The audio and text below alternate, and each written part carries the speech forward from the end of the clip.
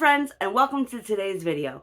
One of the biggest questions I see out there is, what do I need to get started in my RV life? If you're thinking about getting into the RV lifestyle, then this video is for you. Stay tuned while I talk about the things that you absolutely need to have to start living in your RV.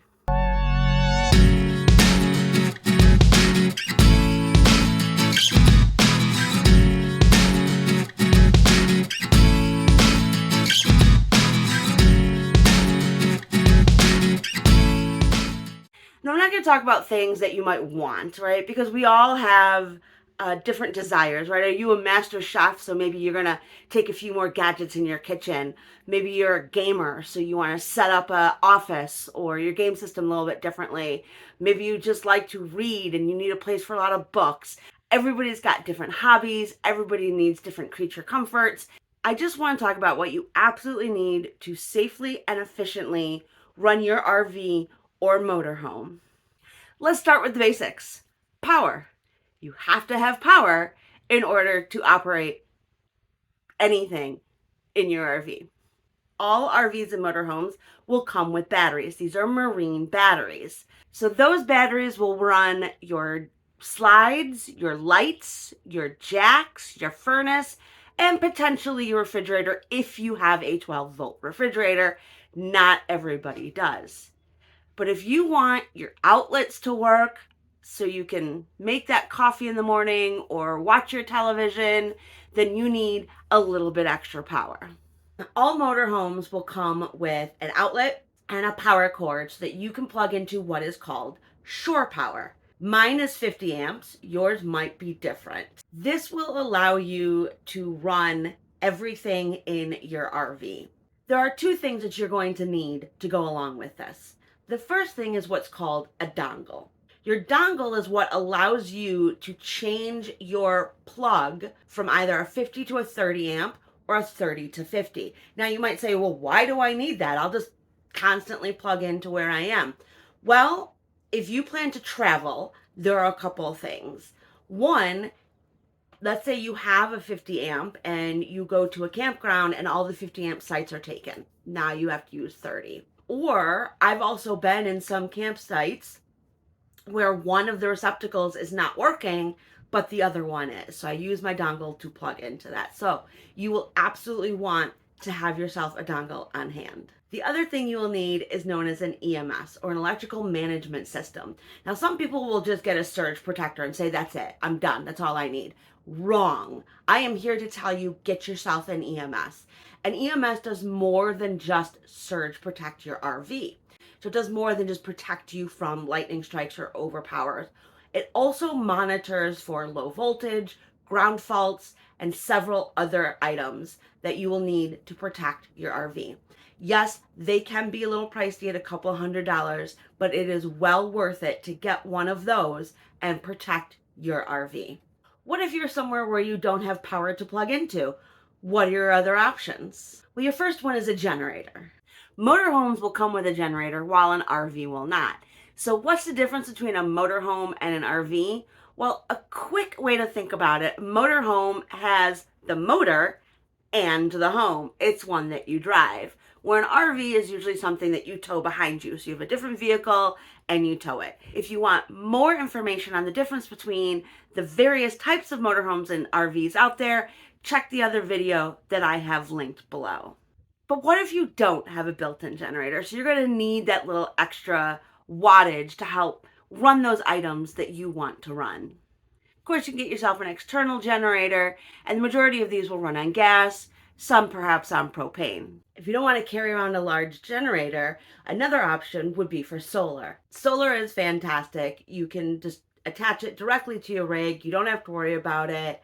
It is a little pricey and sun dependent. So if you're boondocking in the middle of the national forest, solar may not be a great idea. The important thing when it comes to what you need for your RV is that you don't need both, especially if you're just starting out. I travel full time with a 33-foot fifth wheel and I have neither. I carry only my battery backup, which allows me to run all of my electronics. If I'm boondocking, I can recharge it in my truck, or I can even purchase a separate solar panel to recharge it. Consider starting off small before getting either a generator or a solar, or just do your research. But just remember, you don't need both. Water. You will need water. It's the necessity of life. Whether you're brushing your teeth, washing dishes, taking a shower, whatever it is, you will need water. There are a couple of ways you can go about doing this. One, you can hook up to the campsite's water supply. This will use what's called your city connection. Get yourself a drinking certified hose. These are either white or blue. The green hoses are garden hoses and they're not certified for drinking. I do not recommend you get those. Get either the white or the blue. The other way to connect is fill up your fresh water tank. There is another outlet for that, and you can use that freshwater hose to fill it up. The third way, of course, is just to buy it. Any store has water. You can buy water. You can use that bought water to fill up your fresh tank, or you can just use it within your RV or motorhome. You will need a pressure regulator. They, of course, regulate pressure to anywhere you may hook up your water supply. You do not want high pressure water going into your RV as it may damage your parts. So pressure regulator is absolutely needed if you plan on hooking up to any sort of water supply. A water filter. Now, some might argue that that's really not a necessity. It's more something to just kind of make your life comfortable or better. I'm going to argue that water filters are a necessity. I've been to several campgrounds where I would never use the water without a filter. So get yourself an inline water filter that has carbon in it, because not only will that help to get rid of sediment, but it gets rid of mold, odors, bad taste, all of those things. I strongly indicate that you need an inline water filter. Chocks and blocks. This might be a term that you've heard and you're like, what are those? Your chocks are what's used to put behind your wheels. So you're chocking your wheels. This is an important safety feature to make sure that your RV or motorhome doesn't roll away on you. So anytime you set up, you absolutely want to use these behind your wheels. You only need one set, one to go in front, one to go behind. Blocks. There are lots of different varieties out there. You could use wood or cinder blocks, or you can get something that's a little bit lighter. If you plan on traveling like I do, I use these. Blocks are used to help you level, not only side to side, but also front to back if you need it. Leveling is extremely important for your RV. Not only do many refrigerators require you to be level for them to work, you don't want to open any slides unless you're level because you could damage your frame. Your drains, such as in your shower and sink, need you to be level in order for it to drain your water appropriately. Not to mention you also don't want to roll out of bed the wrong way if you happen to be on level. So you will absolutely need some chocks and some blocks. Everybody's favorite topic, sewage. Your RV or motorhome will create waste. There's what's known as your gray water tank, and this is going to be water that's from your shower or your kitchen sink. The black water tank is the waste from your toilet. You will need equipment to deal with this. So the first thing you're going to need is a sewer hose. Your sewer hose will connect to your sewer outlet. The hose then drains into an appropriate receptacle either at the campsite itself or at a designated dump station. And some campgrounds do require, and it's because of state laws dealing with sewage and output, that they require there to be a device that actually connects the sewer hose into the sewer output. So what you will need is one of these elbow devices that allow you to screw your hose into the output receptacle.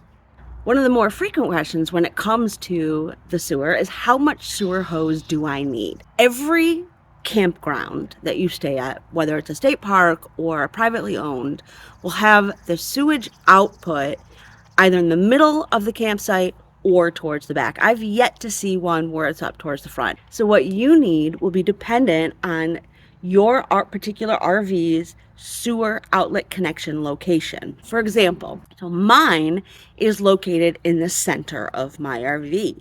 Yours might be more towards the back. So if my campground has their sewage connection at the rear, I'm going to want to measure the distance from my output to the rear of my camper, and then of course add on a foot or two. I personally travel with 30 feet because I have a large fifth wheel.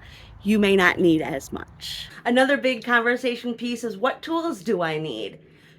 Do not go overboard on your tools. Get yourself a good set of screwdrivers of different sizes. Make sure you have both a flathead and a Phillips head. Maybe a wrench and a couple of pliers. But keep in mind that you're really never going to be somewhere far from where you can get the right tool. In fact, I needed a tool once that I didn't have. I went to the campground office and I said, hey, can I borrow this from your maintenance guy? Not a problem. You will always have a neighbor, a campground office, or a tool store not very far away. But with that in mind, you will need to have bungee cord, some rope, everybody's favorite, cable ties, and duct tape. Because whatever might be wrong, these items will allow you to pull over, do a quick fix until you can get somewhere where you can get the right tool. Now, a lot of people will also tell you to get a ratchet set. Be sure it has the right size for what you need. The one item you will need a ratchet set for the most is your hot water heater. In there is a plug, and that plug allows you to drain your hot water heater for either sanitizing and cleaning or perhaps winterizing. My ratchet set did not come with that size, so I had to go out and buy a particular size for my hot water heater. Make sure you've got the right size for your rig. And that is it for tools. I have never needed a hammer or an axe or a shovel. Now again, your needs might be different based on how you plan to camp and what you want to do, but for your basic tool set, keep it simple until you get a little more comfortable with your RV. Let's recap. You're headed into that RV life and you're saying, what do I need to get myself started? First, consider your power needs. How are you going to camp? Will you have the ability to plug in, or will you need a generator or solar? Remembering you don't need both. Don't forget the dongle and your EMS to protect your RV. For your water, get yourself that inline water filter, your pressure regulator, and your drinking certified hose. To get rid of your waste, you'll need the sewer hose and the proper connections. Don't forget those chocks and blocks to keep yourself safe, and your basic tools. And that's it. That's what you need to safely, efficiently run your RV, keeping you safe and moving while you're on the road. Thanks for watching my video. Be sure to click like and subscribe, and check out all my other videos about life on the road.